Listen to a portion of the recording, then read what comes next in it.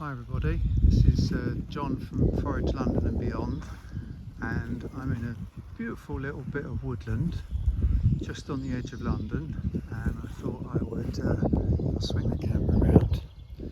Greetings. I thought I'd just make a little film about plants that you'll find growing in woodland at this time of year, or that you find growing on the woodland edge. And I think with a lot of urban foraging, you're concentrating on the city, and with maybe the autumn focuses on the woodland for mushroom hunting. We don't really think about woodlands very much this time of year in foraging terms. Not only can some areas of woodland have huge swathes of wild garlic growing in amongst the bluebells and other things, so you have to be careful with that, but there's also quite a lot of other little interesting plants to look at, some of which are edible, some of which are poisonous. So I'm just going to take you up this little path where I am now, over a gate, down the edge of the lane, and have a look at a few bits and pieces that we find. So we're in southern England basically, and it's been pouring with rain for the last 3 months solidly, so the ground's very wet. But let's have a look at what we've got going on down here. This is a flower of lesser celandine starting to come through. It's a very common plant. You can see these beautiful little spade-shaped leaves. This is a member of the buttercup family, although it doesn't really look like buttercup at all. And when it does flower, you find absolutely, let me see up the path, lots of tiny little yellow flowers just starting to come out. Old name for this is pilewort, because people thought that it was good to put on your hemorrhoids. And you can eat the upper parts of this plant, but you ideally need to cook it and before it flowers, because some of the alkaloids it contains. What else is going on here? This is a fabulous little foraging plant here. This little guy here, I say guy, I don't know why I'm giving it a gender, because it's certainly not. This little plant here that looks like the top of a carrot is a member of the carrot family, and it's called pignut. And I have reduced a group of quite cynical businessmen to children. Actually, I've done that quite a lot of times with foraging walks, but collecting pignut, what you have to do is, won't do it here, it'll take ages. You have to get a stick, scrape away the earth, and scrape down and down and down, following a little stem that goes down underground until it comes to a little tuber, maybe that kind of size. And it's like the cross between a hazelnut and a water chestnut. Absolutely delicious. You can stir fry them, or you can just eat them raw, and a fabulous thing to collect. But if you're going to collect it with this sort of old traditional stick waggling way, it's quite a slow process, very mindful process.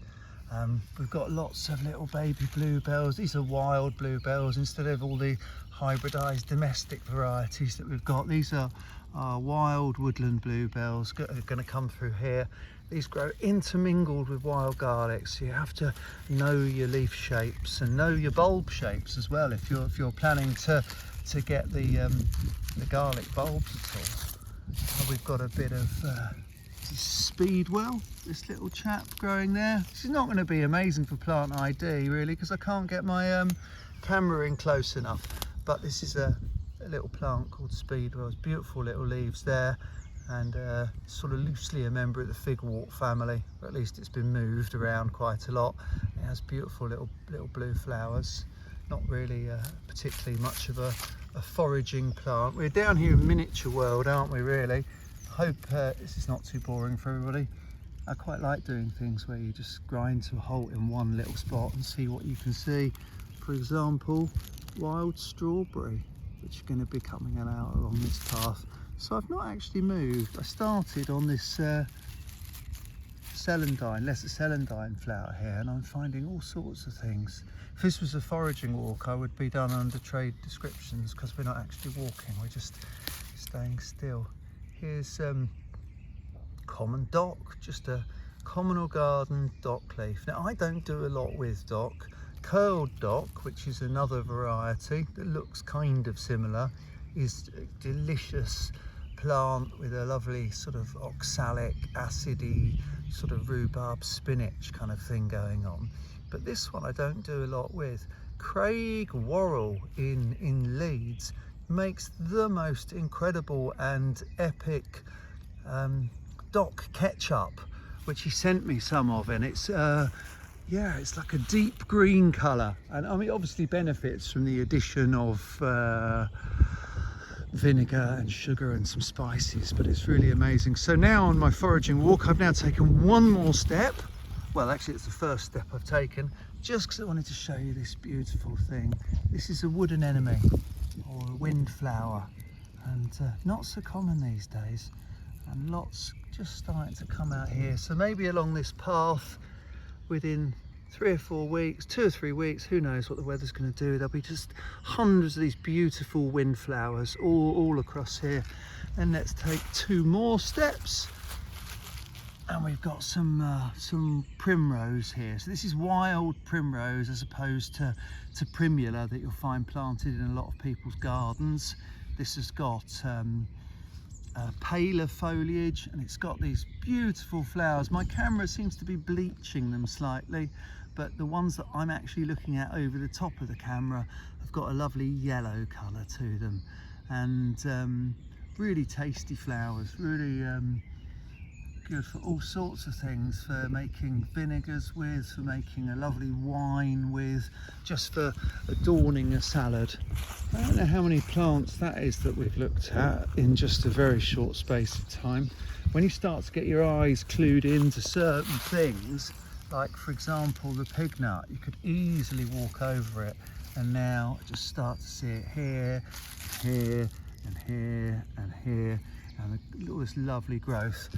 Now foragers need to be careful with the carrot family, because it's where we talk about the delicious and the deadly holding hands. There's all sorts of tasty plants, but there's all sorts of things to be aware of. But with pignut, it's a very small version of the carrot family, and you are tracking down this little stem underground until you find this tuber. So if you don't find the little tuber, you haven't got the right thing. Or if you don't go down carefully enough and you break the stem, you're not going to get it. But you're going to be safe foraging for this plant, basically, because there's nothing else that's going to be at the end of that little stem. Excuse me, just jumping over here. Let's see what else we've got. Isn't it? It's a beautiful little spot. It's just, I'm just going to show you the entrance to the woods here. It's very, very wet indeed. We've got some really beautiful oak trees and a few beech further down. Lots of things going on in this woods. We'll see what we've got when we get over to this hedgerow.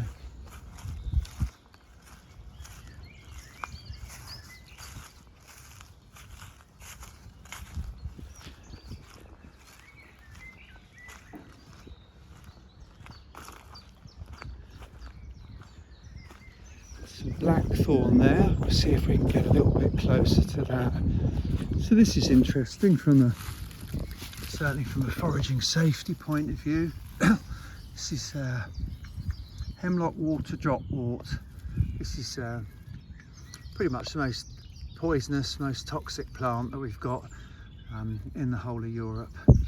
And I was told once a mouthful of this will kill a cow, let alone a human being. But really it's the roots, big chunky roots it's got, that are responsible for most poisoning incidences, and that's where most of the toxin is. So if you're considering looking for things like cow parsley or other members of the carrot family that you might want to eat, you really do need to know your identification with this. In fact, in the back of my book that I wrote, I've got a little guide to identifying leaf shape, which picks out things like the difference between lords and ladies, which we'll probably find, and sorrel, which is edible, and plants like this that are really poisonous, and things like cow parsley, which are not. Over here at the back is a little member of the mint family. This is wood sage. You can identify it. Firstly, because it just immediately looks like mint or sage, and it's got a square stem, and it has opposite and opposing leaves, and it has a lovely sagey smell if you crush it and release all those essential oils. What else is going along here? Bramble, lots and lots of bramble. At the moment you've got these unopened leaf buds, and you can forage for these. You need patience. Sorry for the image quality of this video. Everybody's a photographer and a videographer these days, and I used to be a commercial photographer, and these days the standard of media I produce is very poor. Anyway, I hope the content is acceptable. Just pull that off, and these little unopened leaf buds, and they taste like well, I think they taste like mushroom, to be honest, which begs the question, why does mushroom taste like mushroom? What is that flavour?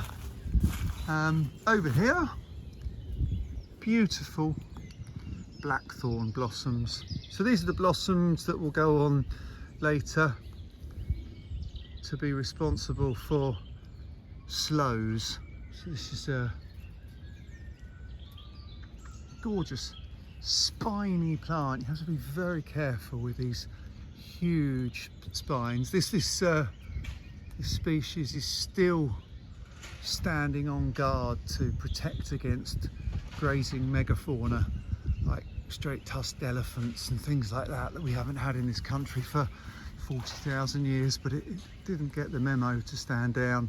So beautiful blossoms that have got an amazing almond flavour to them. You can make a syrup or something like that with these blossoms. I would have a tendency to leave them because they're quite small and wait for cherry blossom a bit later in the year, which are much more abundant and traditionally get made into a cherry blossom syrup in Japan. It's called a sakura. So yeah, I've just had a bite of these.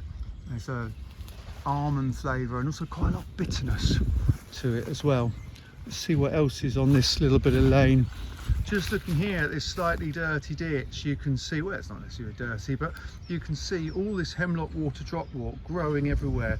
So plants tend to have good years and bad years. They'll have feral years and they'll have amazing years, but hemlock water dropwort always, without fail, has an absolutely stonking and amazing year.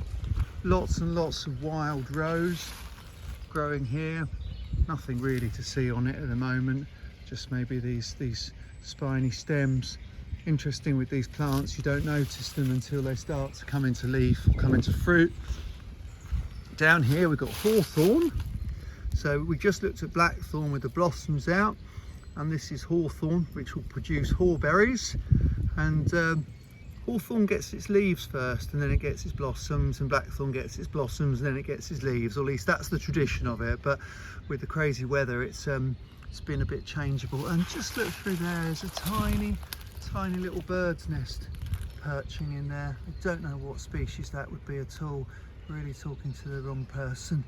I shall ask Chris Packham, maybe he'll know. And we've got over here, we've got some brash, some stuff that's been cut down. There'll be blackbirds nesting in there really soon, before you know.